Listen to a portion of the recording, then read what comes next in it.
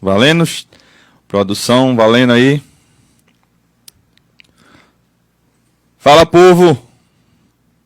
Estamos aqui mais uma vez, começando para vocês mais um BTM, diretamente dos estúdios de R. Dias Produções, btm.pod.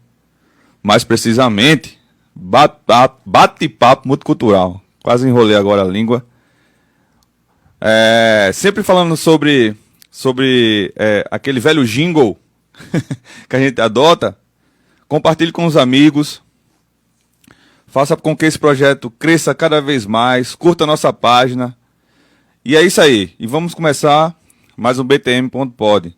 Eu me chamo Jogama. Estou aqui à frente mediando esse nosso bate-papo. Hoje a gente tem o prazer de receber aqui o professor, músico, arranjador, maestro e tocador na igreja. Hoje temos aqui o prazer de receber Teinha. Boa noite, Teinha. Como estão as coisas, meu irmão? Boa noite. Fala aí pra gente aí. Boa noite, galera aí do Instagram. Chega. Isso aí, Instagram e todas as plataformas aí, as redes. Isso. Prazer estar nesse programa aí, Jó. Junto com vocês, você, Rivaldo. BTM, isso mesmo. Como é? Bate-papo multicultural. Bate-papo multicultural. Prazer, galera. Vamos tentar conversar um pouco aqui sobre a minha história e a minha trajetória também como músico, instrumentista e professor na universidade. Isso mesmo. E aí, já adiantando mais ou menos o que eu ia falar para você. Que não tem nada combinado, não tem nada agendado. A folha aqui, ó. Ele disse, vou lhe dar as perguntas, não tem nada. Então, Teinha, conta aí, meu irmão. Como foi essa trajetória aí? Como chegaste aonde estás hoje como professor universitário? Como foi essa trajetória? Como se tornou músico? Enfim. Vamos lá. Vamos lá do zero. Eu sou José de Arimateia Formiga Veríssimo. O grande Teinha. Teinha de Ribinha. Sou natural lá de Pombal, do interior da Paraíba. Já deixo aqui, mando um abraço para todos os meus amigos, conterrâneos, familiares lá de Pombal. Nasci lá em 1965. Estamos agora com 56 anos. Tá novíssimo. Comecei a estudar música com meu avô em 1977, mais ou menos, por aí. Eu tinha 12 anos.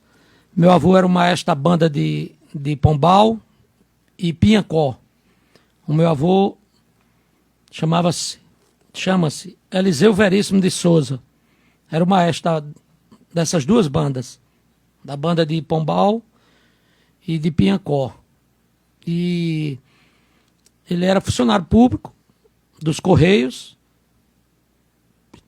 e era músico, maestro da banda, educador musical, onde ensinou música, criou esse movimento de banda de música nesses interiores, né? De onde saíram várias gerações. No caso lá de Piancó saiu João Leite Ferreira, um dos que mais se destacaram assim, que passou pela a mão do meu avô, que veio para João Pessoa também. Ele foi um dos primeiros a chegar aqui, João, nos anos 80, mas começou lá no interior. Então,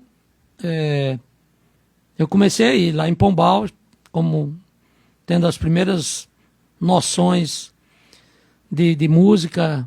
A gente estudava um método de ensino de solfejo, chamado de um autor chamado Rodolfo, um método italiano. E o autor é esse Rodolfo. E tinha as lições de música que você tinha que dar. Meu avô ensinava de forma... ele era um professor autodidata, né? Se tornou um professor pela força do destino mesmo. Na época não tinha escolas de música, então os músicos aprendiam assim, através das gerações mesmo. Era o pai, o avô, ia passando de um para outro. Meu avô aprendeu com o pai dele, tornou-se trompetista e ensinava nas bandas de músicas e criava as escolas ensinando. Um dos métodos que ele utilizava era esse Rodolfo, que eu tenho, a gente tem esse exemplar, não consegui trazer para mostrar para vocês. Aí depois de algumas lições de solfejo, aí você tinha que dar tipo 35 lições daquele método, sem pegar no instrumento. Até aí você não sabia nem que instrumento você ia tocar. Quando você terminava essas 30 lições, 35, eu acho que Rivaldo também teve uma formação assim.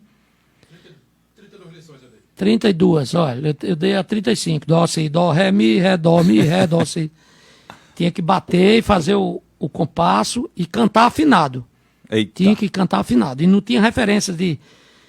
Hoje em dia a gente tem referência de piano, de violão, de diapasão, né? Tem a coisa fácil aí da modernidade aí, dos instrumentos. Antigamente não, meu avô, ele tinha que entoar na altura que ele desse, e você tinha que... Então, a partir dessas lições, é que ele me deu um instrumento, assim como ele fazia com os demais. Ele dizia, você vai tocar clarinete. Chegava outro aluno, ele dizia, você tem os lábios muito grossos, então você vai tocar tuba, trombone, trompete. Então, ele ia distribuindo a banda de acordo com as características daquela criatura. Aí era? Os mestres de banda do interior era massa. ainda hoje seguem assim mais ou menos esse modelo. Ah, entendi. Então não tinha nem tipo uma escolha, não. Era a escolha quem dava, no caso, era o maestro, né? Tipo, era o maestro. Você não pensava em, vou tocar tal instrumento, chegava lá, tocava outro totalmente diferente. Às vezes ele já tinha distribuído os naipes, aí estava faltando um trombone, aí ele já preparava uma pessoa para trombone. Entendi. Apesar de que lá na frente, se o cara realmente desse trabalho e visse que não tinha afinidade com aquele instrumento, aí o cara mudava de instrumento. E também tem a história de desistir, né? Meu avô, na minha época, criou uma escola lá que o prefeito convidou para ele formar uma escola e aproveitar os músicos antigos da banda e criar uma escola de novos músicos para as futuras gerações, né? Se dar sequência, que foi onde eu saí nessa geração dos anos 80.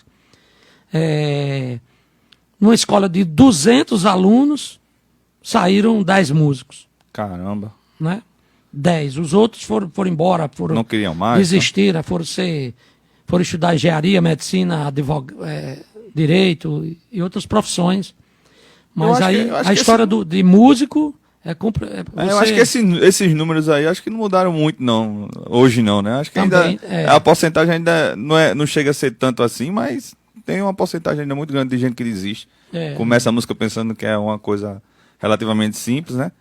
E esse ditado que vocês faziam, era melódico e rítmico ou só rítmico? E era nessa base do tatatá que a gente conhece, que no caso eu aprendi? Não. Era melódico, rítmico. Você tinha que tocar dentro de uma pulsação, mas você tinha que bater a pulsação, né? E fazer o gráfico do compasso. Que na época eles ensinavam batendo 2 vezes no chão e 2 vezes para cima. O compasso 4x4, por exemplo, né? Que era... Aí esse modelo ficou ultrapassado, que na verdade é um modelo de regência. O compasso é só 1 embaixo e 3 para cima, né? Isso falando de essa coisa de regência de compasso. Mas a gente tinha que cantar as notas, dizendo os nomes da nota e a altura dela. Caramba! Por exemplo, dó, si, dó, ré, mi, ré, dó. Um solfejo cantado. Né?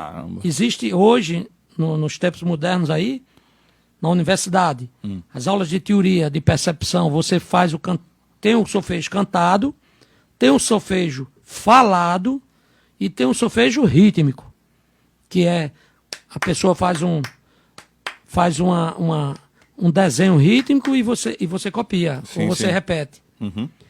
Tem um solfejo cantado, que é cantando a nota afinada, você não pode desafinar com a relação dos intervalos. E tem o solfejo falado, que você não precisa cantar a nota, você só fala o nome da nota e o ritmo certo. Então Entendi. o solfejo falado é dó, si, dó, ré, mi, ré. É Sem altura de nota, né? sem altura, é Certo. na mesma altura, como se você estivesse falando. Aham. Eu vou falar com você, não, entendeu? Entendi, Então, tô entendendo. dó, si, dó, ré, mi, ré. Esse é o solfejo falado. Meu avô, nas bandas de música, eles não ensinam assim. Até hoje, eles seguem tentam essa linha que a gente acha muito, muito dinâmico isso e muito rico. Entendi. Essa ideia de trabalhar já com a criança o solfejo melódico. Só que é bem difícil, é muito difícil, assim. Tem os dois lados. Quando você pega uma criança que realmente já tem uma certa facilidade para música, ele vai se dar bem ali. Mas tem outras pessoas, outras crianças que não têm a facilidade para música, não conseguem afinar aquelas lições, passa um ano todinho para dar 5, 6 lições. Então os maestros já dizem, esse cara vai ser... Não tem talento para músico, né? Entendi. Então vai ter... Não estou dizendo que ele não vai ser músico, né? Mas as dificuldades vão ser grandes. Ser um pouco maiores, né? Aí depois desse período, aí vem a segunda etapa, que é você com o instrumento. Aí eu peguei o instrumento e comecei a trabalhar com ele nas bandas, lá, essas duas bandas, tocando. Ele me deu o clarinete, disse, você vai tocar clarinete. Aí comecei a tocar clarinete na banda de Pombal, lá com uns 13 anos, e tocava em Piancó, e depois ele me indicou para a banda de Patos, nos anos 79, 80, 81. Eita, Aí aí eu- já percorreu uns 200 quilômetros. Aí eu já fazia as 3 cidades ali, como... Na época eu tinha 14 anos. Aí eu tocava na banda de Patos, que era uma cidade maior, Aham. uma cidade mais avançada. E foi lá onde eu comecei realmente a ver coisas mais difíceis, repertório mais difíceis, né? Com arranjos novos. E foi onde eu comecei a me desenvolver mesmo e já trabalhando assim de uma forma mais profissional lá na cidade de Patos. Manda um abraço aí para a turma de Patos da banda 26 de Julho, lá de Patos. Ainda hoje a banda tá lá. Tem, Quantos anos já essa banda tem mais ou menos? essa banda deve ter aí uns beirando, né, 70. Caramba! Não, essa banda é dos anos 70. Aí Ah, deve dos anos ter, 70, né? Eu acho que é 70, começo dos anos 70. Deve ter aí uns 50 e mais, poucos uns anos. 50 e poucos anos. A banda de Patos. Fiquei lá no interior até 81. Uhum. Aí em 82 eu vim para João Pessoa. Aí é outra história, mas aí... Não, aí eu já ia perguntar como foi o choque, ou se houve, né, na verdade, não é nenhuma afirmação, é uma pergunta mesmo, o choque de metodologia. Você tem a metodologia lá com seu avô, aí se depara com outra metodologia em uma cidade maior. Como foi lidar com esse choque? Ou se não houve, né, choque nenhum, ou se a metodologia seguiu a mesma, se não houve nenhuma dificuldade entre o que eu fazia lá com meu avô e quando cheguei lá em Patos. Não, teve um choque mesmo. Porque eu me deparei com os ensaios da banda Uhum. e a gente não tinha a gente não conhecia assim, uma estrutura de estudo, né? A gente não tinha disciplina de estudar individualmente. A gente não tinha esse campo ainda. A gente não sabia como estudar individualmente. Então o estudo era ali no ensaio. Já de cara você já pegava aquelas músicas, dobrado, valsa, sambas, aqueles arranjos, e você já ia assim de primeira vista. Caramba. E na hora eu não sabia mesmo. Não sabia. Aí eu caramba, como é que eu vou fazer aqui?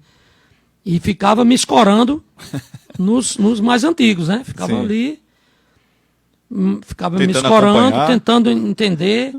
Aí eu pegava aquelas partituras, levava para Pombal e aí mostrava meu avô. Ah, Aí mostrava, vovô, aqui, ó. Como é isso aqui? Ah, isso aqui é assim, rapaz, ó. Pá, tá, tá, tá, tá, pá, toca aí.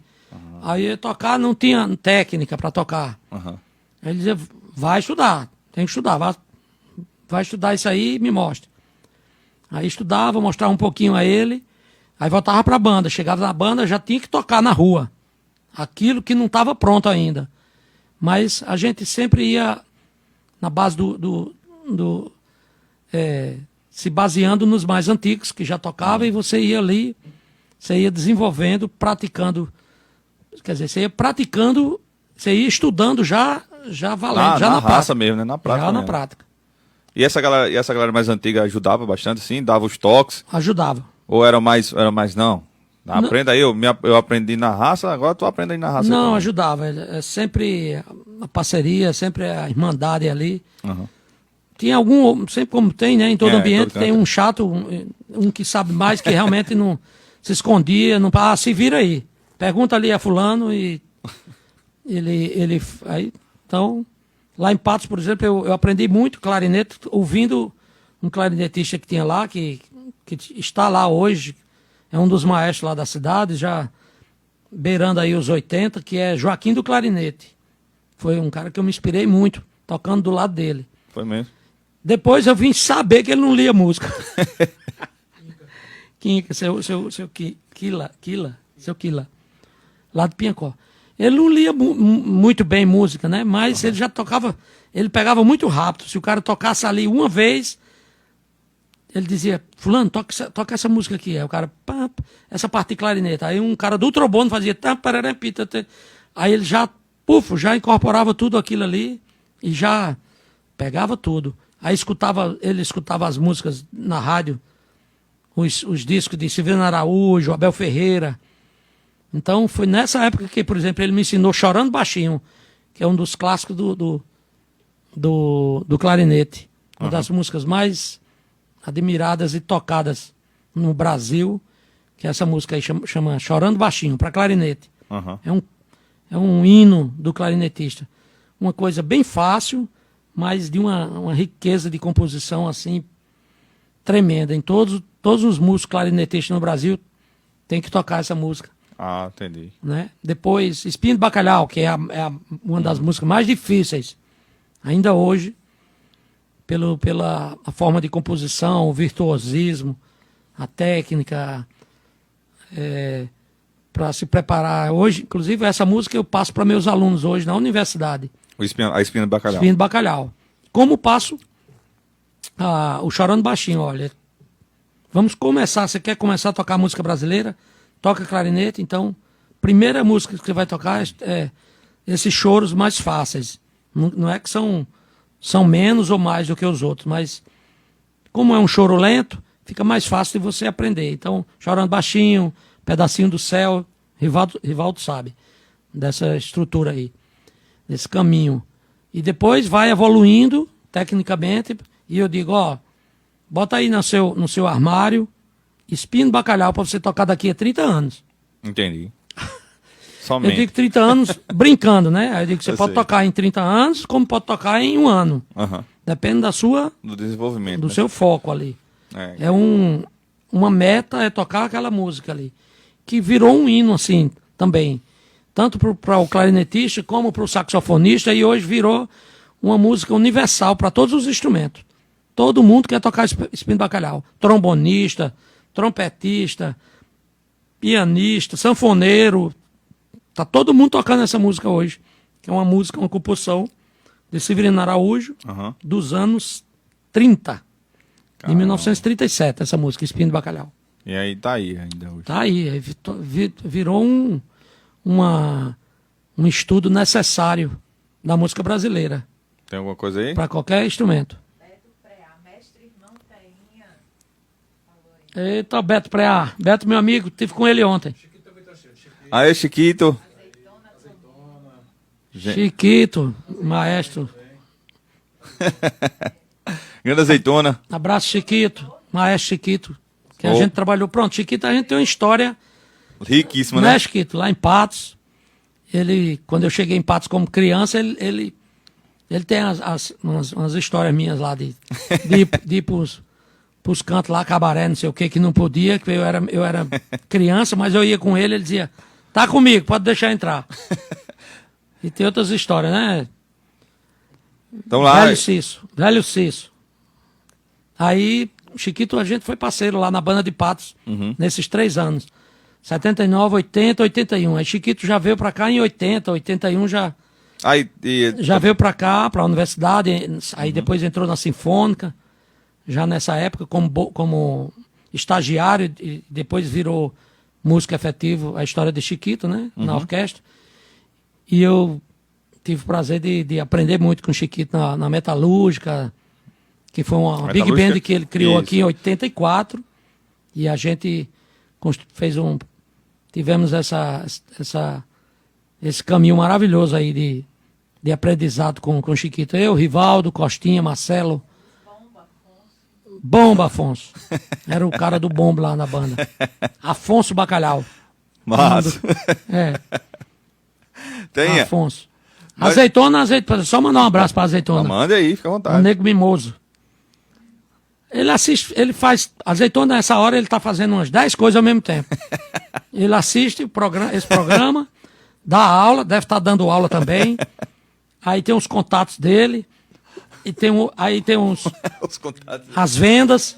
Ele vende uns instrumentos também. Tudo ao mesmo tempo. Eu acho que ele tem uns 4 computadores Em assim. tempo real, todo em tempo real. Tempo real. Histórias de músico. É. E Letícia Palmeira, parabéns ao Rivaldo pelo podcast Vida Longa. Obrigado, Letícia. Estamos aí junto, hein? Próximo mês, estamos colados aqui. Tenha, eu queria lhe perguntar uma coisa a respeito do repertório que você estudava. Porque, por exemplo, você falou agora sobre música brasileira. Nessa época que tu estudava com teu avô, sai para Pombal, desculpa, para Patos, vocês já estudavam já música brasileira mesmo, ou estudava mais os dobrões, né? Dobrados. Desculpa, os dobrados. E Mas Dobrados é música brasileira. também, né? É só música brasileira, Dobrados. Pronto. Ah, então já respondeu. Não precisa nem perguntar. É, os Dobrados. É, a história das bandas Sim. no Brasil, né? As bandas surgiram lá no Rio de Janeiro, né? Sei. A banda veio com a corte, Dom João VI, sei lá, segundo, terceiro, um desses Dom João aí. Uhum. Trouxeram alguns músicos de Portugal e ele criou a banda de música lá no Rio de Janeiro. Entendi. E foi onde começaram a surgir as formações de banda de música com peças, isso lá no começo do século XIX, né? Com peças europeias, peças polcas, valsa, que começaram a ser tocadas na banda de música, lá Entendi. nas militares, na época do Império e tal. E esse modelo aí foi ampliando para o Brasil todo, né? Aí começaram a criar as formações de bandas de música nos outros estados, né? Pode atender, se quiser. Salvador, Recife. Aí espalhou disseminou a ideia da banda de música e o repertório. Aí começaram a surgir os novos compositores brasileiros escrevendo, né? Onde começou a se tocar, se criar, aparecer os primeiros dobrados brasileiros, Entendi. né? Lá no início meados do século XIX, 1840, por ali, começaram a surgir os primeiros compositores brasileiros ali de dobrados para as bandas, para essas formações, Entendi. né? Tô entendendo. Até chegar já no finalzinho do século XIX, como compositores, como exemplo, né? Anacleto de Medeiros. Uhum. Ele tem uma grande produção. Anacleto de Medeiros. Sim, eu tô... De dobrados, músicas sim. para banda de música. Você- Isso aí espalhou no Brasil todo e começaram a surgir os compositores para banda de música, para esse tipo de formação. Entendi. Até chegar aqui no Nordeste e até chegar num camarada paraibano chamado Joaquim Pereira, que é um dos maiores compositores de banda de música, de dobrados. Chiquito está dizendo que a banda de Santa Luzia foi fundada em 1874. Olha aí, 1874, de Santa Luzia. banda de Santa Luzia. Aí, 1874, tá vendo? Caramba. E o repertório, Chiquito, né? Repertório dessa época. Tu não era nascido, não. Nessa época eu acho que você ainda estava de eggs in the eggs. The eggs in the eggs. Mas pronto, é um exemplo aí. A banda de Santa Luzia é uma das mais antigas, né? Da Paraíba. A banda da polícia de João Pessoa é a mais antiga da Paraíba. Uhum. Ela tem registros, eu fiz isso até no meu trabalho de mestrado. Os registros da banda da polícia é 1813, eu acho. Na verdade, eu queria falar com a produção aqui que foi só uma escorregada aqui, que eu confundi alhos com bugalhos. Por isso que eu confundi os drobos com os dobrados com as músicas militares. Aí O cara quer se limpar, suja mais ainda, né? Mas então, aí os dobrados, né, que eram tem um caráter cívico, assim, marcial, de desfile, que já é uma cópia dos modelos europeus de desfiles militares das bandas francesas, né? Então, criou essa característica aí, a história dos dobrados. Mas aí vieram as composições da música brasileira, as próprias valsas, aí o choro começou a surgir né, lá atrás, com Anacleto de Medeiros, Sim. já começou a surgir Sim. o choro, chegando em machixe, Sim. E polca, Isso. valsas, Uhum. Isso mesmo. né? E chegando essa coisa, tudo começou a surgir no Rio de Janeiro, Aham. né? Que era Sim, o centro Sim. da coisa. É, Lá né? no início do século XX Isso. ali, Começa com modinha, lundum, aí lá vai. Aí vai seguindo aí. até chegar em Pixinguinha. Isso. Aí Pixinguinha, começo dos anos 20, aí o choro começou a ter forma, e aí a galera do Rio de Janeiro começou a desenvolver isso aí, né? Muito pesado. A partir de Pixinguinha que vem os outros todos. Mas aí no Nordeste, aí chegou no Nordeste aqui, anos 30, surgiu, já tinha Joaquim Pereira, que era um compositor da pesada já, começando a sua produção musical, e Severino Araújo, que, para você ver, em 1937, ele tinha 20 anos, ele compôs Espinho do Bacalhau, Aham. e criou a Orquestra Tabajara aqui na Rádio Tabajara, que foi criada aqui. Aliás, já tinha orquestra da rádio, depois Severino Araújo assumiu essa orquestra aí no final dos anos 30, e depois ele levou a Orquestra Tabajara para o Rio de Janeiro. Então, a banda de música é isso, toda essa coisa toda. Né? toda essa história aí que você perguntou aí. Justamente, né? Foi por causa de um descuido. Eu vou Tem. comer o negócio aqui, viu? Fica à vontade aí. Aí tu, em 81, vem pra João Pessoa. É isso?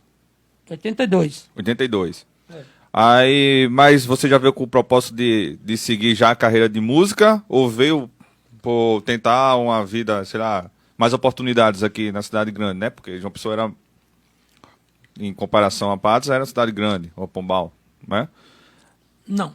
Eu já vim, já para estudar música. Foi? Mas tem uma história aí, tem Uhum. uma, Pode contar. Tamo tem uma aí. preparação antes. Eu conheci João Linhares através de um amigo conterrâneo lá de Pombal, Luizinho Barbosa. Luizinho lá em Pombal, Luizinho já tinha morado em João Pessoa e conheceu o João Linhares aqui.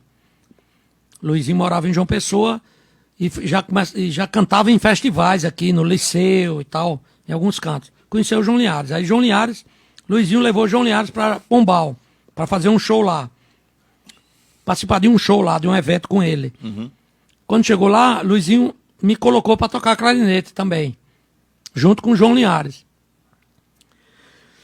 E eu participava do grupo junto com o Luizinho, e João, quando o Luizinho podia, chamava João de João Pessoa para se juntar a nós e participar dos festivais em Cajazeiras, Itaporanga, Catolé do Rocha.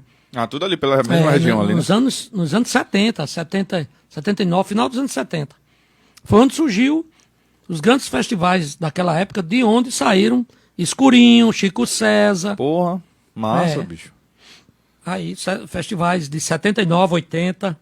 Chico César tinha um grupo lá em Catolé do Rocha, era Chico César, Escurinho, chamava Grupo Ferradura.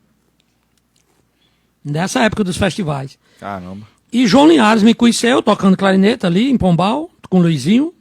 E João disse: Tainha, se você quiser, eu levo você. Lá em João Pessoa está começando um movimento de orquestra sinfônica, escola de música na universidade. É um grande movimento, as pessoas estão indo para João Pessoa, a exemplo de Chiquito, Radegundes, Sandoval, João Leite. Foram os primeiros a vir para cá no começo dos anos 80. E João me perguntou se eu queria vir estudar aqui. Eu digo, é tudo que eu quero. Já coloquei na minha mente, caramba, tocar na Orquestra Sinfônica, a Orquestra Sinfônica da Paraíba, seria um sonho, João, estudar lá com... Aí ele disse, pois se prepare que eu vou preparar tudo para você lá e você vai morar comigo. Na minha casa, com minha mãe. Aí assim ele fez. Começo de 82, ele chegou lá. Primeiro ele ligou para mim. Disse, olha, eu já matriculei você no liceu. Eita. Para você fazer o terceiro ano científico. Que eu tinha acabado de... Em 81 eu terminei o segundo ano, em Pombal. Ele disse, tá tudo ok aí. Passou, no segundo ano passei. Ele disse, pronto, já matriculei você no liceu, terceiro ano científico, agora em 82, e matriculei você na escola de música da universidade, lá nas Trincheiras, que era lá, não tinha o departamento de música aqui na universidade. Não, né? Não tinha, 82. Você está matriculado em música e no liceu, e vai morar comigo, na minha casa. Aí eu disse, caramba, devo tudo a essa criatura. E Tu assim, novo, tu era novo, quantos anos? Eu tinha 15 anos. Porra. 82, 16 anos. Tinha 16 anos. Eu completei 17 anos aqui, já no meio do ano de 82. Foi quando eu vim completar 17 anos. Aí entrei no curso de extensão, mas eu já vim aqui, já tocando clarinete. E esse curso de música era como? Era técnico? Não. Profissional? Como era? Já era o curso de extensão. Superior já? Não, curso de extensão. Como no mesmo formato de hoje. Sim. Ah, eu entendi. Era o curso de extensão, mas já tinha o curso superior. Já tinha vestibular. Para curso superior. Mas era aqui mesmo na universidade aqui. Na universidade já? A primeira turma, eu acho que foi de 79. De graduação, de curso superior. Sim. Primeira turma. Chiquito, eu acho que Chiquito é da segunda turma. No segundo vestibular. Ele, João Leite, João Linhares, Radegundes. Eu acho que Sandoval é da primeira turma. Quer dizer, esse pessoal são das primeiras turmas de graduação. Caramba. Da universidade. E os professores eram todos estrangeiros. Pô, O massa. professor de Radegundes era o professor de trombone, da Sinfônica. Era um francês. O professor de Chiquito era Gerard. trompetista francês, que era da Sinfônica, e professor da universidade, que foi aquela. É uma história que Buriti trouxe, esses professores, e criou esse convênio, universidade e orquestra sinfônica. Então, Buriti reativou a Orquestra Sinfônica da Paraíba, que já existia desde 1945, mas a orquestra tinha poucos músicos, né? Começo dos anos 70, a orquestra acabou. Não tinha os músicos eram militares e saíram para outros cantos. A orquestra ficou sem atividade. Buriti reativou a orquestra exatamente em 1978, 79, quando foi criado o Departamento de Música e a nova Orquestra Sinfônica da Paraíba, com 90% dos músicos estrangeiros.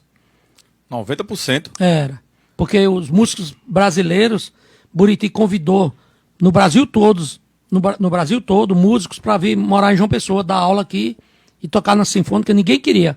Eita, pegou. Os brasileiros, não, os professores, os bons músicos brasileiros, não queriam vir morar em João Pessoa nessa época, em 78. Disseram, não, ali é o fim do mundo, eu não vou não. Os músicos lá de São Paulo, Rio, né? Ele pegou um casal de professores para fazer uma audição com os músicos. Claro que não poderia ser músico qualquer, né? Tinha que ser músico razoável para bom. Então, como ele não conseguiu montar a orquestra com músicos brasileiros, ele mandou esse casal de professores, que é Ana Lúcia e Rafael Garcia. Esses músicos foram para a França e foram para alguns países aqui da América Latina, Argentina, Chile, Argentina e Chile, basicamente. Aí vieram os professores da Argentina, do Chile e da França. E começou o quadro da Orquestra Sinfônica da Paraíba, nos anos 78, e esses professores, Buriti também conseguiu, na época da ditadura, Buriti contratou como músico da Sinfônica e como professor da universidade. O cara tinha os dois salários. E Buriti ainda dava moradia e uma certa regalia. Foi como eles permaneceram aqui. Vieram para cá e aí criou o departamento de música. E aí nessas turmas aí surgiram os primeiros alunos, Radegundes, João Leite, Chiquito, João Linhares. Mas o Chiquito se formou depois de Sandoval e Radegundes, um ano depois. Aí, Chiquito se formou. A primeira turma foi Sandoval. Então, né?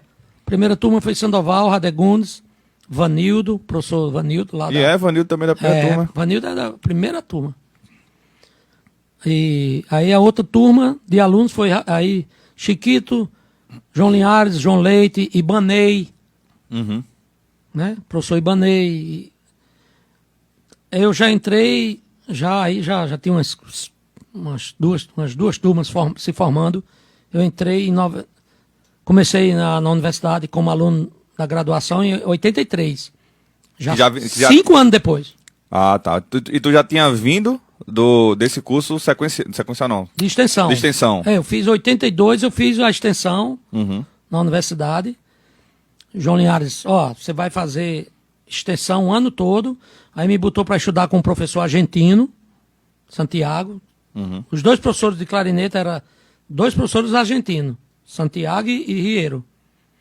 Aí Riero, quando eu cheguei aqui, o professor Riero voltou para a Argentina para resolver uns problemas pessoais, aí voltou. Aí eu fiquei estudando com Santiago e permaneci com ele até me formar, em 85.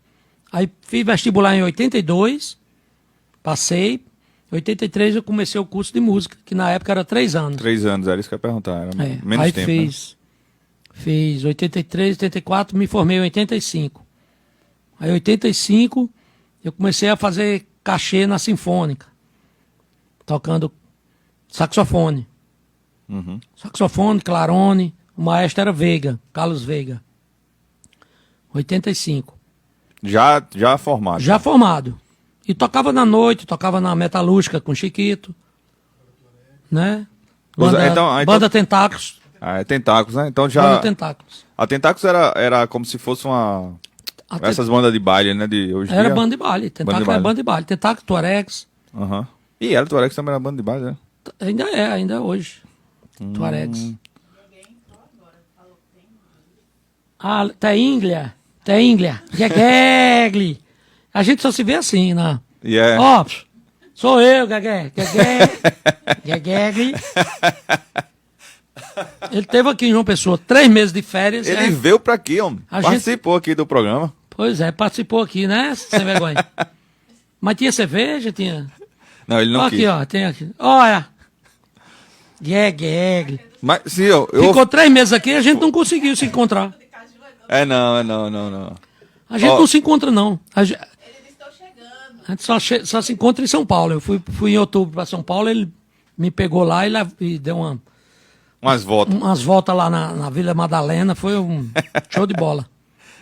E Guegué, a gente tem uma história maravilhosa, além da amizade, da coisa da família. Guegué é sobrinho de João Linhares, né? É primo de Xisto, Medeiros, irmão de Elinho Medeiros. Medeiros. E Guegué a gente convidou na história do JP Sax. Sim, né? aí chegou no JP Sax. Guegué foi o primeiro baterista do JP Sax. Que foi um projeto idealizado por você, tipo, pensado, idealizado. Foi idealizado pelos 4 músicos da Sinfônica. Esse projeto, o JP Sax. Que não era JP Sax. Vou contar um pouco do começo da história. Em 88, eu já era músico da Sinfônica, eu, Costinha, Bobó e João Leite. Buriti comprou vários instrumentos, muitos instrumentos para a orquestra, dentre eles um quarteto de saxofones, tudo de melhor qualidade. Buriti comprou um quarteto de saxofone, mandou buscar na França, Selmer, a marca top De metais. de saxofone, Sim, a marca saxofone. Selmer, é a top na fabricação. Nesse instrumento ainda hoje é uma das marcas mais respeitadas no mundo. Buriti comprou um quarteto de saxofone, soprano, alto, tenor e barítono. Sei. Quando chegou lá na orquestra, aí comprou contrafagote, comprou a Sinfônica, né? Através de sim. projeto da Sinfônica, isso em 88. Caramba. Que foi o auge da Sinfônica, com o maestro Eleazar de Carvalho. Isso era um luxo maior do mundo, hein? 88 ter esses instrumentos. E aí trouxe o principal maestro do Brasil, de todos os tempos, Eleazar de Carvalho, nesse ano aí. Deixa eu tomar uma aguinha que eu tô ficando... É água, Guegué. Agora eu já ofereci aqui, mas ele não quis, quer? A Gafeitosa do Boa Noite. Helene Feitosa? Helene Costinha. Grande Costinha! Costinha! Um abraço pra você, meu amigo. Costinha é parceirão. Então, pronto, Demais. tá aí. É outro que tá na fita também. Tem, Costinha. rapaz, daí que falaram aí, deram um alô, tem um bocado já que É. a gente tá pensando. Então, dentro da Sinfônica, a gente idealizou o quarteto de sax. Quando chegaram os instrumentos, a gente disse, pronto, tá aqui o quarteto de saxofone. As pessoas, os músicos, eu, Costinha, João Leite e Bobó. Aí já falei com Costinha, com Bobó e João Leite, ó, bicho, chegou um quarteto de saxofone aí, de primeira linha, Selmer. Então, Costinha já tocava barítono na Sinfônica, na Metalúrgica. Costinha pegou o barítono, eu já tocava alto, Bobó já tocava oboé e tenor, Costinha tocava fagote e saxofone. E a gente, em 88... E João Leite tocava alto. E João Leite tocava soprano. Soprano. Aí João Leite ficou com soprano. A gente já distribuiu ali, ficava, mas não tinha o JP Sax ainda, Entendi. porque a gente estava muito envolvido com a Sinfônica, né? Aham. Mas a gente estava de olho nos instrumentos e já pensando em fazer alguma coisa. Quando foi em 1994, aí a gente trouxe, através do Espaço Cultural, naqueles festivais nacionais de música, naqueles movimentos lá dos anos 90, a gente trouxe o primeiro convidado músico, saxofonista para Paraíba. Assim, esses caras de nome internacional, que foi Carlos Malta. Caramba. Aí em logo ele. 94, Carlos Malta veio dar um workshop aqui, um masterclass, workshop. Seguramos ele aqui uma semana. Aí quando ele chegou, ele disse que no avião ele já pensou num quarteto de saxofone e botou o nome do grupo, JPA, que era o código de bagagem Sim, que é o João código, Pessoa, né? que é o código de bagagem de João Pessoa. João Pessoa. É JPA. Isso mesmo. E ele fez uma música lá no avião, sei lá, e chegou e disse, já ensaiou com a gente. Aí, nessa época, foi quando ele instigou. A gente mostrou os instrumentos, o quarteto, né? Uhum. Aí ele, meu amigo, vocês têm que criar esse grupo. Tem que segurar esse grupo. JPA. E a gente começou o grupo aí, eu, Costinha, Bobó e João Leite, como JPA. Só quarteto de saxofone. Começamos com Carlos Malta. Foi ele quem deu o pontapé mesmo. que deu o pontapé. Aí ele foi embora para o Rio de Janeiro, a gente ficou com a ideia aqui. Depois a gente discutiu assim, não, esse nome JPA não vai confundir um pouco, das pessoas não vão saber que JPA é de onde, de que. Aí a gente mudou, nós Pra quatro JP Sax. mudamos para JP Sax. Porque JPA não dizia, JPA tinha que dizer o quê? JPA Sax, né? Ficava meio estranho. Aí JP Sax soou mais fácil. E adotamos JP Sax. Aí começou o JP Sax em 94, com essa formação. Depois o Bobó saiu, entrou o Rivaldo. Aí era só quarteto. Não tinha outros instrumentos, não. Não tinha outros instrumentos. Aí depois a gente colocou o nosso querido Guegué. Guegué Medeiros. Ele duvidou que é água. Se eles for água, eu sei. Aí Carlos Anísio disse, fala, Tenha, conta aí essa história máxima. Tamo Anísio contando aí, Charles. Abraço, Charles. Lindão, Charles Anísio. Também participou da produção do JP Sax durante tanto tempo. Então o JP Sax é isso. Começou com o quarteto, depois a gente trouxe Guegué. Aí não tinha. Aí era só 4 saxofones e bateria. Em 2000 a gente foi para a França. Com Guegué. Aí é uma história também que dá uns 4 podcasts desses. Oxi, a gente tá aqui pra isso. Essa viagem da França. JP Sax, quarteto de trombone e orquestra metalúrgica. Tudo junto. Tudo junto e misturado. Ave Maria, meu amigo.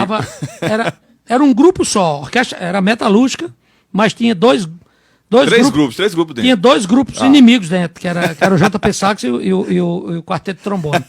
Então teve todo tipo de guerra aí. Mas escaparam todos. E a gente foi para a França, né? Chiquito, Guegué, Carlos Anísio, acompanha, todo mundo sabe dessa história. A gente foi para a França em 2000, maio de 2000. E Guegué como batera do JP Sax. E aí tem histórias, aquelas coisas para montar, não tinha passagem para Guegué, porque Glauco já ia como baterista. Eita, Na metalúrgica, Germana toca bateria também, e Glauco já tocava com a metalúrgica e tocava com o trombone, quarteto de trombone. E os caras queriam deixar Guegué, disseram, não precisa de outro baterista, que é outra passagem, não sei o quê. E aí o tempo fechou, eu digo, não, a gente só vai se Guegué for. Foi moído. Ele falou Zé do Agudo dando trabalho. Zé do Agudo, cada história, bicho. Sei que entre mortos e feridos foram os 3 bateristas. Foi Guegué, foi Glauco e foi Germana, que era da metalúrgica. Passaram quantos dias lá? Quantos dias? A gente foi tocar num festival do interior da França, lá em Belfort, Em 2000, maio de 2000. Chama FIMU, Festival Internacional de Música Universitária de Belfort. Entendi. Ficamos uma semana na França, né? Mas a gente foi para Belfort, fizemos 2 dias lá, assim, teve um show da metalúrgica, depois uma apresentação do JP Sax, e uma apresentação do Encantos Diferentes, e uma apresentação do quarteto de trombone. Eu acho que foi um dia e meio, mais ou menos, com essas apresentações. Era só isso. Aí eles deram um cachê, as passagens foi por conta da gente, por conta do governo brasileiro, que é outra confusão para conseguir essas passagens. Perdemos o voo em Recife. Tem É moído. Eu não digo a você, dá uns 4 podcasts desses. Carlos Anísio disse que não foi, não. Ficou monitorando, tá? Anísio não foi, não, mas ele era o produtor, era o consultor para assuntos aleatórios e especiais e financeiros. Tudo foi. Tinha a caneta de Carlos Anísio, Radegundes, né? Ele já era da administração lá, do departamento de música. E a gente foi, JP Sax, em 2000. Quando a gente chegou, aí começamos aí convidamos Xisto Medeiros, de baixo. Isso já depois da França. Depois da França. Aí o JP Sax tornou quarteto, tornou um sexteto. Quarteto com baixo e bateria. Uhum. Aí a gente gravamos o segundo disco. Quer dizer que o primeiro era... O primeiro CD só foi o quarteto de sax com alguma participação de percussão. Chiquito gravou, fez arranjos e gravou percussão também com a gente no primeiro CD, que era só sax. Chiquito gravou zabumba, triângulo, não sei se Guegué gravou, eu acho que não, no primeiro. Aí no segundo CD, aí sim, aí já foi baixo bateria. Não tinha teclado. Uhum. Aí no terceiro CD, aí Elinho já estava como tecladista do JP Sax. Né? E assim fizemos show, lançamos o segundo CD em 2001, fizemos uma linda turnê. Aí sim, Carlos Anísio estava com a gente, produzindo. Aí já, né? E Rivaldo também, que chegou aqui agora, tá no JP Sax. Bobó passou pouco tempo. Rivaldo entrou logo em 90, acho que 94, não foi? Bobó brigava muito com a gente, aí a gente botou ele pra fora. Aí ele era brabo demais. Aí ele disse, não dá certo não. Aí entrou o Rivaldo no final de 94, logo nos primeiros meses do JP Sax. Em 98 a gente gravou o primeiro CD, só o quarteto, né? Tem arranjo de Chiquito, tem arranjos meu, como Saxofone que Chora. Eu acho que tem uma música minha, né? Shade, Milkshade.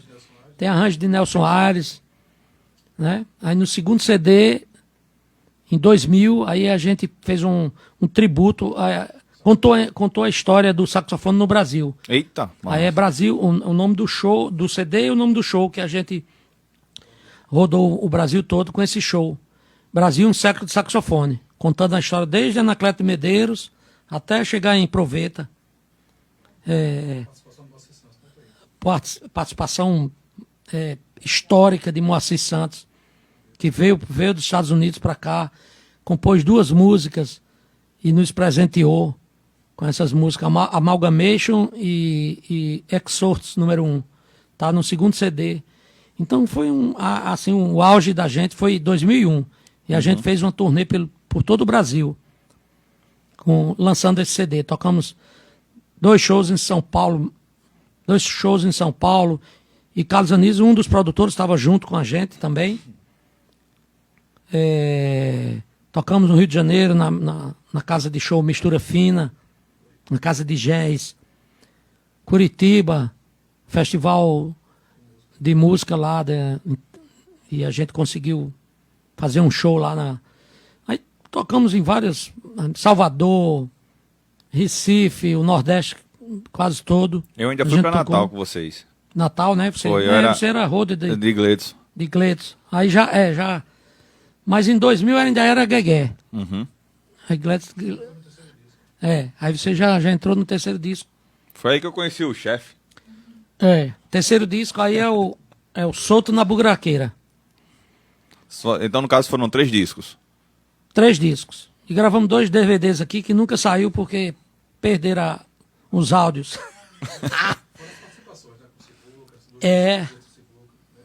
Fizemos... Eu ainda participei ainda trabalhando com o Gleison, eu participei ainda da gravação do DVD de Sivuca. A gente gravou, participamos do DVD de Sivuca, o JP Sax, Isso. Metalúrgica, Quarteto Trombone, Quinteto da Paraíba, vários, um grande marco, assim, um grande registro Aham. da música paraibana que está aí em DVDs, né, que foi em 2005, Entendi. esse DVD que Sivuca... Foi o último trabalho, assim, parece que foi uma despedida, assim, e de forma decente com os grupos da sua terra. Ele... E os músicos foram convidados mesmo por ele, não foi? Convidado por ele. Desde a Orquestra Sinfônica a todo. E ele escreveu os arranjos para o JP Sax, para a Sinfônica, Quinteto da Paraíba, para Quinteto Brasil, o Sexteto Brasil, né, com Glauco, Quarteto Trombone, Nossa Voz, todos os arranjos originais, composição e arranjo de Sivuca, para essas formações. Foi um espetáculo. Eu acho que também quem participou desse DVD foi aquele grupo que Lucy cantava, né? O Clã Brasil foi. Clã Brasil também está no DVD. DVD, né? Isso em 2005, né? Que em 2006 Sivuca Faleceu. faleceu, no final de 2005. Então a gente conviveu, teve o privilégio de conviver com Grandes artistas, né? os dois gênios da música brasileira, Sivuca e Moacir Santos. Conviver e aprender muita coisa, né? Esses dois caras que são simplesmente lendas da música mundial, né? E tivemos também aí as parcerias, as amizades mais novas com os grandes músicos da atualidade, Carlos Malta, Proveta, né? Proveta veio também aqui em 2000, Roberto Sion, aí alguns músicos, professores consagrados aqui do Nordeste, Edson Rodrigues, né? Spock, já tinha parceria com a gente, não gravou com a gente, mas a gente já comungava da mesma ideia de grupos. Eu acho que o JP Sax foi uma referência para surgimento de outras formações, né? A partir dessa ideia super profissional de um repertório, uma coisa inédita, né? Uma coisa diferenciada que realmente instigou vários artistas a pegar um pouco desse formato e criar suas novas tendências, como foi a Spock Frevo, por exemplo. E Spock foi um cara que revolucionou também. Ele pegou a ideia do frevo e colocou o jazz lá dentro e arrebentou aí no mundo todo. Referência. Né? Então, a história do JP Sax é essa, que durou 20 anos, acabamos em 2014 por questões questões pessoais, os projetos, cada músico tinha um projeto e Costinha foi fazer carreira solo e não estava aguentando tocar mais o barítono, muito pesado, um instrumento bem judiante. Aham. Guegué foi embora, aí Gleitson entrou. Gleitson foi o segundo baterista? Foi, só teve Guegué e Gleitson. Só teve... Glauco era sempre aquele... Glauco é o baterista de todo mundo, né? Aham. O artista convidado era sempre... Glauco sempre era o... Porque Glauco era um músico exclusivo do Brasil, Quinteto Brasil, com Radegundes. Entendi. Então, quando chocava concertos, ele dava prioridade ao Brasil. Então a gente não podia ter um músico que tivesse duas bandas assim que tocassem muito. Que ia chocar ali, a gente ia ficar na mão. Então, mas é isso, ficamos 20 anos aí, o JP Sax, né? A Metalúrgica também tem uma história muito linda, que a gente gravou muita coisa lá, né? Aprendemos tudo com o Chiquito, essa coisa de tocar em naipe, em big band, e ficamos lá também, aprendemos muito lá, eu, Rivaldo, Costinha, Marcelo, eu estou falando da turma de saxofone. Entendi. Né? E a Metalúrgica é também uma grande escola daqui, da música brasileira. né? Aqui no Nordeste. Tá aí, tá vivo aí. Chiquito tá produzindo direto aí. A Big Band tá parada porque é uma formação complicada para se conseguir dinheiro. Então, manter, mas tá vivo o movimento. Aham. Estamos vivos aí, E bem vivos. enfrentando essa coisa. Aí tem a minha parte da Sinfônica, que eu fiquei lá, fiz concurso, e entrei em 87. Fiz o concurso em 87. Aí fiquei de 87 até começo de 94, quando eu entrei como professor da universidade. Ah, tá. Aí entrei através de concurso na universidade em 94. Tive que optar Por um dos dois. por um dos dois, porque a universidade era da dedicação exclusiva. Aí eu não podia acumular, né? Entendi. Aí tive que sair da orquestra, fiquei na universidade, mas aí fiquei na turma da orquestra, dos professores da universidade que era convidado como prestador de serviço. E ficamos até 2011 na Sinfônica, como professores convidados, digamos assim. Então, eu nunca perdi o vínculo com a Sinfônica. Sempre fiquei tocando lá. A gente, todos nós, os professores, era uma faixa de 20 professores que tocava. Professor da universidade Entendi. e recebia uma bolsa lá na Sinfônica. Não podia ter vínculo, mas como prestador de serviço, sim. Né? Então, éramos todos. Eu, Sandoval, Costinha, Radegundes, João Leite, todos eles eram 20 pessoas. O pessoal das cordas, Gerco, Nelson, Samuel, Rossi. Né? Então, você ficamos essa turma toda até 2011. Certo. 2011 aí veio a ruptura mesmo. Aí a Sinfônica, aí tem uma história de o governo do estado, através de Chico César, que era secretário, aí não viram assim uma ilegalidade dos professores lá, que não podiam permanecer lá. Então a gente saiu, eles tiraram a gente por livre e espontânea pé na bunda. Um livre e espontânea pé na bunda, tiraram a gente da Sinfônica. Disseram que não podia pagar não, R$1.200 a cada professor. Isso em 2011. 2011. Mas aí teve o lado bom, né, dessa história, que abriu-se, o governo do estado abriu um concurso e contratou aí, eram 20, acho que 20 vagas, eles contrataram aí uns 15 e tá a galera nova, mas os professores todos caíram fora. Foram abandonados ao relento. A ponte. Estamos debaixo da ponte. Né? Aí tinha até um cara que tinha mau hálito, né? Aí o cara disse, bicho, tu tá com mau hálito. Ele disse, não, eu tô fazendo uma ponte com... Viu, Guegué? Aí tô fazendo uma ponte com um dentista, né? Tô fazendo uma ponte. Aí o cara disse, cuidado, tem um cara cagando debaixo dessa ponte. Tu olha direito, que eu acho que tem um cara cagando aí debaixo da ponte. Mau hálito. Essas histórias que tem, né? Não sei nem se vai dar tempo deles responder, porque tem um prazo, né? O que foi? Ainda eles vão assistir. Eu já comi, Ah, já comi um. O negócio é chique aqui, viu? Então, Vai falando aí outras coisas. então assim, vocês que praticamente projetaram o curso, né, de música da UFPB. Estão rindo agora, né? Tá rindo agora. Da UFPB, né? O saxofone também foi que propriamente criou o grupo de música. Fiquei sabendo que você foi o primeiro professor do... O primeiro aluno do saxofone fui eu do curso. 96. E aí? Eu tive esse privilégio, bicho. Eu sou... Chegou agora.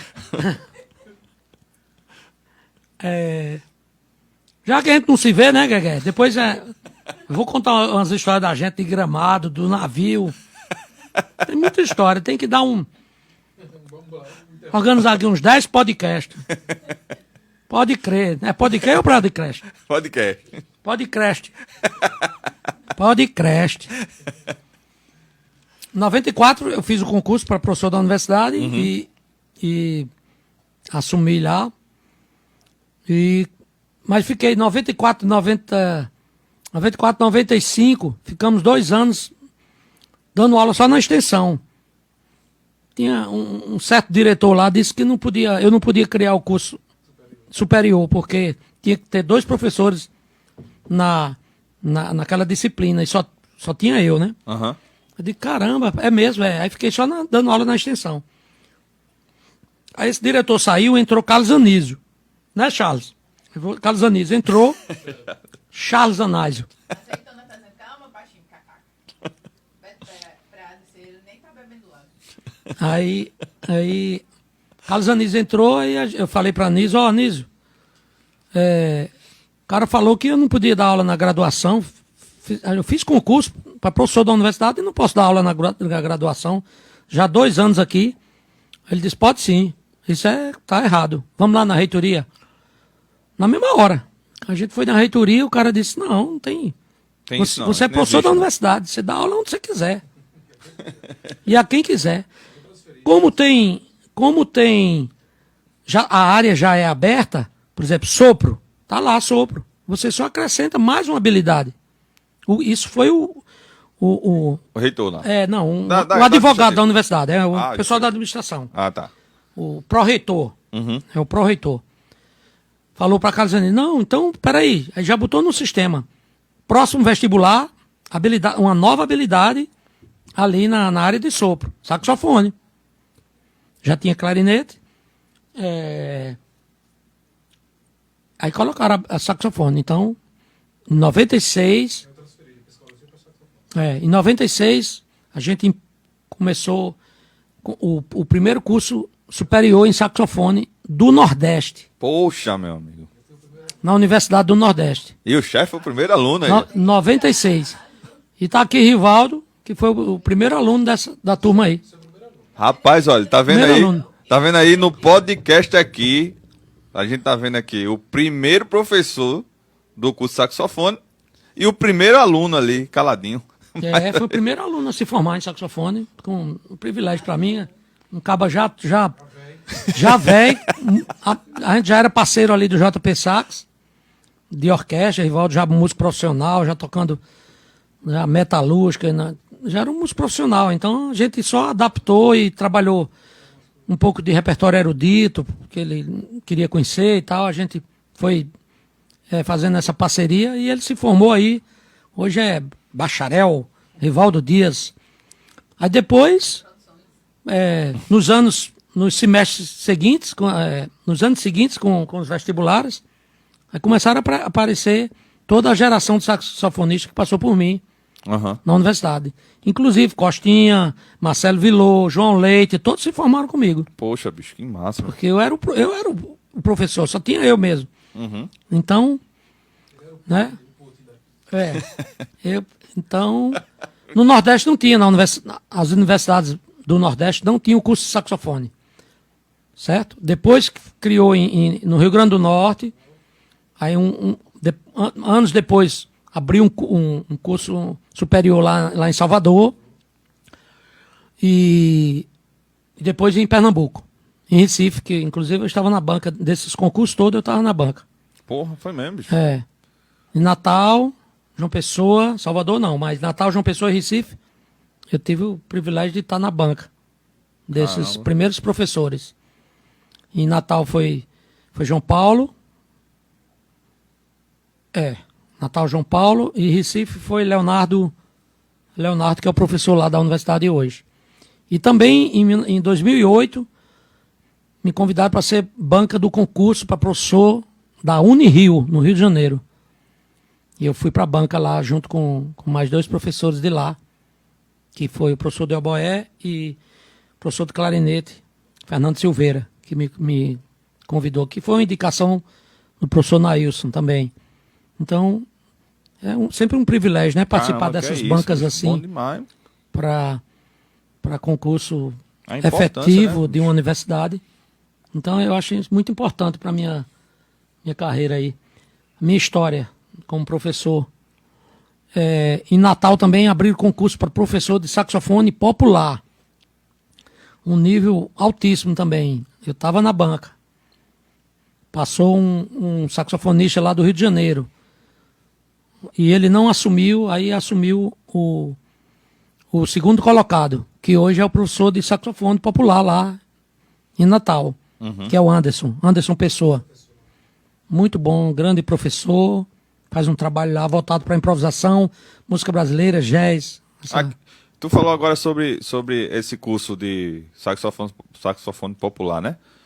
Qual seria a diferença, então, desse saxofone popular para o que já existia aqui na UFPB?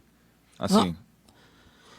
Não, o curso aqui na universidade, veja só, Jó, uma boa pergunta. Quando a gente criou o curso aqui, eu tive que buscar subsídios para ter um repertório disponível para um curso superior, né? Então eu fui, para você ter uma ideia, eu fui para Brasília, num curso em 95, um curso de verão de Brasília, que é um curso super conceituado, que já existe há bem 50 anos também. Eu fui ter aula de saxofone. Eu já era professor da universidade, mas eu disse, eu quero ter aula de saxofone erudito, lá em Brasília. Eu pensando que era o professor Dilson Florencio, mas não era. Aí foi o professor Vadim Aski. Fui assistir aula de saxofone erudito. Só que eu era um músico erudito já. Eu já tinha passado por esse caminho, mas como clarinetista, né? Isso é em 95. Eu já tinha 10 anos de formado como clarinetista erudito. Sim. Claro que eu sou do popular, que eu vim da banda de música, Sim. dos cabaré, aquelas cantam, circo, navio, enterro, velório, comício, né? E as farras na casa de Celerinda lá, de João Linhares. Guegué, se arrastando com o nariz cheio de catarro. Elinho era cheio de catarro. Eu acho que já era Covid na época. Já era Covid, aquele que... Eu acho que era Covid, viu, Guegué? Aquele catarro que Elinho tinha, aquele não é brincadeira não, bicho. Xisto tem uma tosse, filho, complicada, infinita. Xisto, é porque Xisto não tá assistindo, mas a gente manda pra ele depois. Esses meninos a gente criou, João Linhares me criou e eu fiquei descontando nesses caras aí. Guegué, Elinho e Xisto. João Linhares brigava comigo, eu brigava com eles. Tabela, eu descontava de tabela, né? Dava cocorota, mandava comprar pão, cachorro quente. Ali na universidade, isso carrega, bicho, as histórias. Entendeu? Eu tava onde? Eu saí do... Sim. Então, não disse se é bom demais. Aí fui pra Brasília. Eu digo, rapaz, aí eu não tinha... O cara do saxofone erudito na época, no Brasil, ainda é hoje. O professor mais respeitado é o professor Dilson Florencio, que inclusive é nosso colega aqui na universidade. Né? Veio pra cá já há uns 8 anos. Uma felicidade imensa Deus estar aqui com a gente, como professor de saxofone erudito. Exclusivamente erudito. Então, eu tinha uma certa intimidade, porque eu fiz um repertório erudito de clarinete. Então, eu digo, quando eu fiz concurso para professor aqui, eu tive que estudar um repertório erudito. Foi muito difícil. Como é que eu estudei? Não tinha material, aí eu liguei para Dilson Florencio, que era o professor em Belo Horizonte, e Dilson ia ser banca do meu concurso. E foi ele que fez o programa. Então, não foi... Era uma coisa aberta. Ele mandava o material para quem quisesse. Entendi. Qualquer participante, se pedisse o material a ele, ele mandava. Ó, é isso aqui. A prova vai ser isso. E assim eu fiz, né? Liguei para ele, Dilson, professor Dilson, aqui é Arimaté, eu vou fazer concurso aqui, o senhor vai estar na banca. Eu vi aqui o repertório que o senhor pediu para a prova de professor, 4 músicas dificílimas. Eu não sabia nem o que era. Aí ele disse, eu vou mandar para você, estou mandando para todos os concorrentes que quiserem que me perguntar, eu mando. Eu sei que não tem isso fácil. Na época não tinha internet, não tinha... Nada disso, né? Eu acho que nem orelhão tinha. Aí... Tinha orelhão não, era moleque lá, mandava um moleque lá, né? Manda um moleque lá. Dilson mandou o repertório, bicho, pra mim, o repertório da prova. que eu vou dizer aqui, a Fantasia Sul-América, Rivaldo conhece. Fantasia Sul-América para saxofone solo, de Cláudio Santoro. Dificílima. E a gente não tinha referência, não tinha gravações, não sabia. Então, né? Aí concerto de Glazunov, que é o principal concerto de saxofone no mundo. É o principal concerto para saxofone alto e piano ou orquestra. Eu tive o privilégio de tocar, inclusive em 2008. Eu tenho isso, está no YouTube. Eu tocando esse concerto de Glazunov, saxofone alto com a Orquestra Sinfônica da Paraíba. Regência de Osman Gioia, 2008. Toquei isso na prova, né? A Fantasia Sul-América, concerto de Glazunov. Rapaz, uma peça Capricho em Forma de Valsa, de Paul, eu esqueci o compositor agora, Paul não sei o que, um compositor francês. Capricho em Forma de Valsa, super difícil também. Essas 3 peças E na época eu tinha uma farmácia. Aí eu atendia na farmácia e estudava saxofone dentro da farmácia. Eita. Para a prova de professor. Lá no Zé Américo. E era, Fiquei um mês estudando isso, mais louco mesmo. Isso era que ano?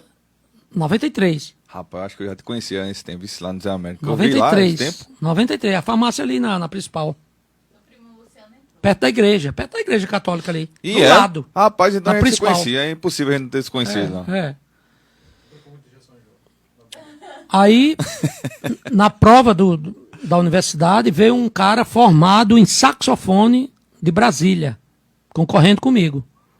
E foi aluno de Dilson. E Dilson estava na banca. E eu fiquei em primeiro e o cara ficou em segundo. Aí ele foi questionado, Dilson. Mas como é que esse cara passou se ele não é formado em saxofone? Mas eu era formado em clarinete. Em clarinete. O concurso permitia. Uhum. Se você tivesse graduação num instrumento... Graduação em música, você fazia. Entendi. E essa prova prática, né, já eliminava. Aí Dilson falou para ele, eu digo isso porque Dilson me contou depois, né? Dilson falou para ele, olha, ele tocou erudito igual a você. Não me pergunte por quê, porque eu não dei aula a ele. Ele tocou saxofone erudito igual a você. E na prova... E melhor que passou, né? E na prova escrita, eu tive a sorte era um ponto em comum. Uhum. Eu sorteei um ponto para falar sobre o saxofone no jazz. E ele não tinha estudado esse ponto. Ele deu sopa pro azar, né? Entendi. Quando sortearam na prova escrita a redação para falar sobre o saxofone no jazz. Eu e ele. Então você tem ali 3 horas para fazer uma dissertação falando sobre o saxofone no jazz. Eu me dei bem aí também. Na aula também. Foi melhor que ele. Aí, graças a Deus. A soma de todos os pontos. Aí ele voltou para Brasília, eu acho que ele ficou aprovado como segundo lugar e eu acho que ele entrou em alguma universidade lá. Uhum. Tá para lá. Então essa história aí é maravilhosa. Aí, sim, voltando à história do repertório, do né? repertório. De saber, assim, a diferença entre... Pronto, em 95, quando eu fui para ter aula lá em Brasília, com esse professor, Vadim Ask, aí toquei para ele e tal, toquei essa peça Fantasia Sul-América, uma peça solo. Ele disse, caramba, como é que você tocou isso? Você teve aula com alguém? Eu digo, não, eu fiz na prova de professor da universidade. Dilson me mandou, ele disse, tá muito bem interpretado. Você não escutou nunca ninguém tocar? Eu digo, não escutei não. É uma interpretação minha e deu certo. E a gente... Aí, resumindo, nesse curso, fiz amizade com o professor Vadim, que tinha acabado de chegar do mestrado nos Estados Unidos. E ele trouxe tudo que é material de música erudita para saxofone e piano. Aí ele me levou na casa dele e disse, Tainha, não posso lhe dar os originais, mas tome aí, pegue tudo que você quer, tire xerox, daqui uns 3, 4 dias você me devolve. E assim eu fiz. Tirei 600 xerox. Caramba, bicho. Para trazer, para eu dar aula na universidade. Ainda formar a grade curricular, né? Aí trouxe 600 xerox. E foi quando eu comecei, aí pronto, Rivaldo quando chegou, eu digo, Rivaldo, ó, tem esse material todinho, vamos ver como a gente vai aproveitando aqui. Você quer tocar isso? Ah, vamos, aí Rivaldo, não, essa aqui dá certo, vai dar certo essa. Aí tocou saxofone e piano, tocou saxofone solo, Rivaldo fez a Fantasia Sul-América, entendeu? Entendi. E a gente fez um curso decente, com repertório erudito. Por que não popular? Porque popular a gente não tinha organização, não tinha literatura. A gente não tem hoje no Brasil. Você sabe que o Brasil é muito carente dessa. As Isso universidades para reconhecer, para ter, né? A erudita, né? Erudita. A música popular. Não, tô dizendo assim. Institucionalizada. Isso, então. Organizada. É justamente não tem material suficiente, nem força, né? Pelo menos assim, pelo que eu entendo, de trazer ainda e tá no mesmo nível da música erudita, isso dentro da universidade. Então essa briga começou a partir dos anos 2000, que as universidades brasileiras despertaram para isso e foram se criando cursos nas universidades de música popular. E aí o repertório foi sendo colocado na biblioteca, né? Os livros, aí começaram os mestrados, aí vem as teses, dissertações. Ainda tem muita resistência ainda, né? Tá? Então, para você ter uma ideia, a gente não tem ainda o curso de música popular no bacharelado aqui na Paraíba. Não tem. Tem um curso. Não, tem um curso de música popular na licenciatura. Isso. No bacharelado não temos ainda. Mas está sendo criado. Não foi implantado ainda por causa da pandemia.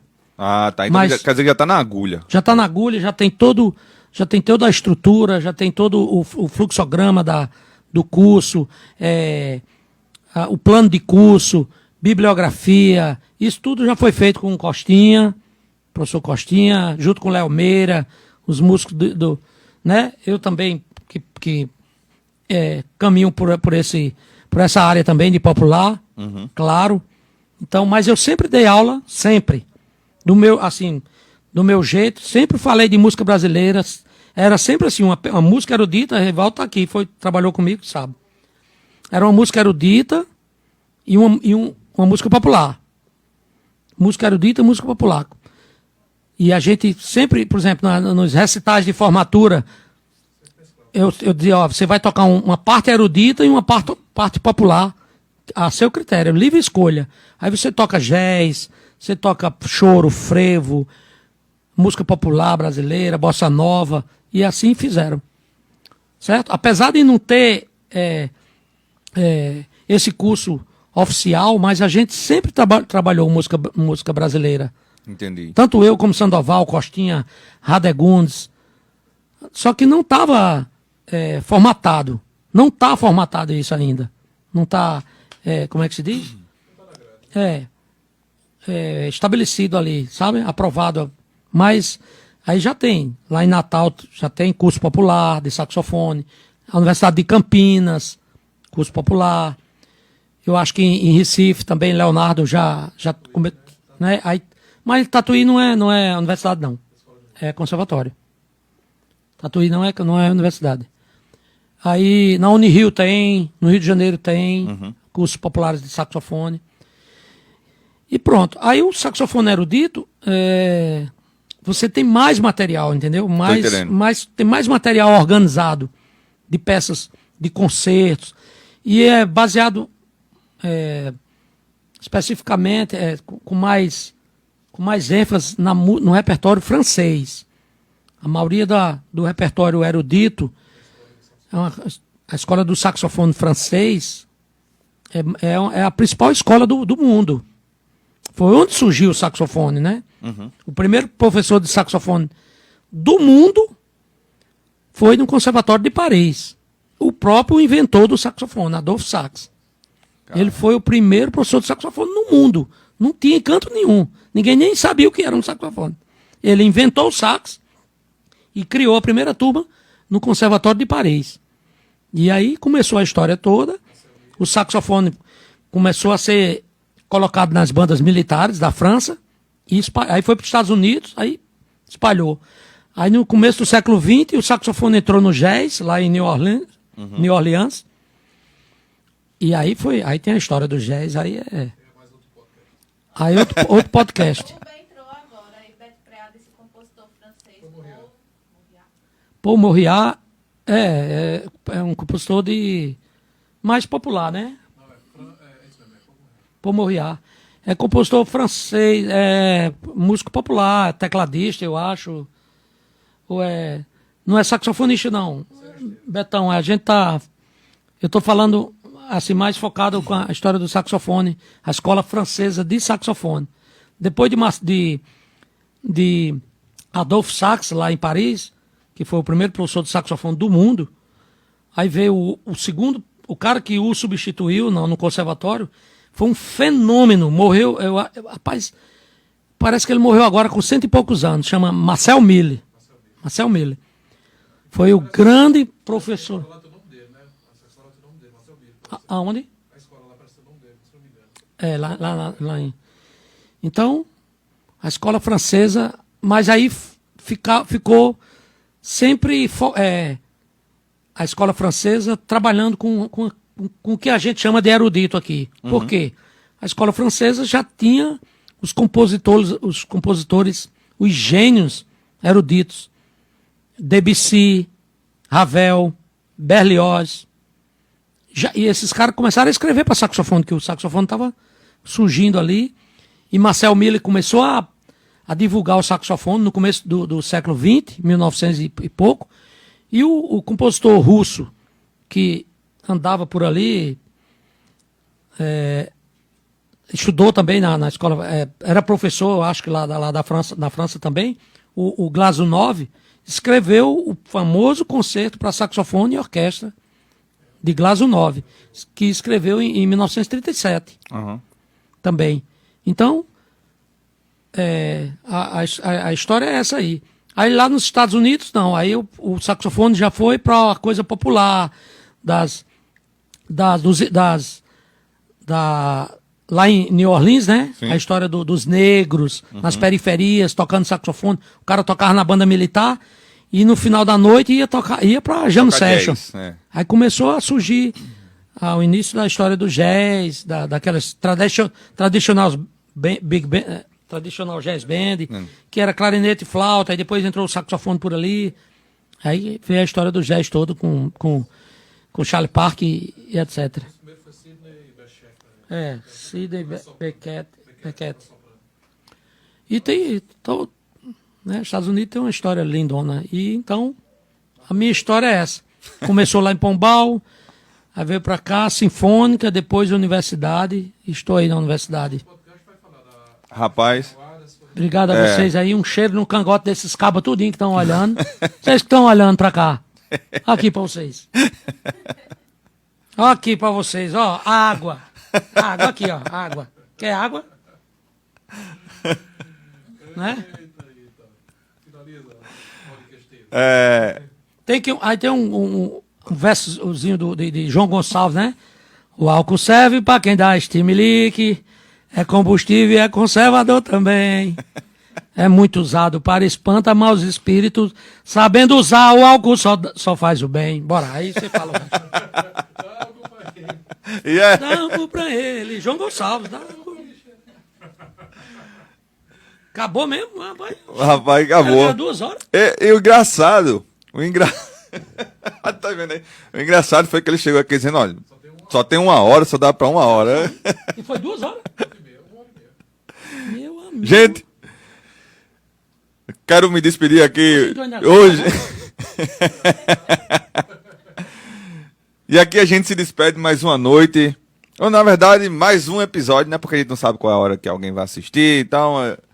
Então assim, para vocês que estiveram conosco até agora, valeu.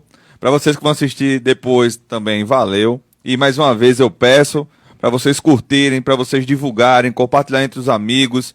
Dizer que esse podcast acontece toda quinta-feira, a partir das 8 horas, pelo Instagram.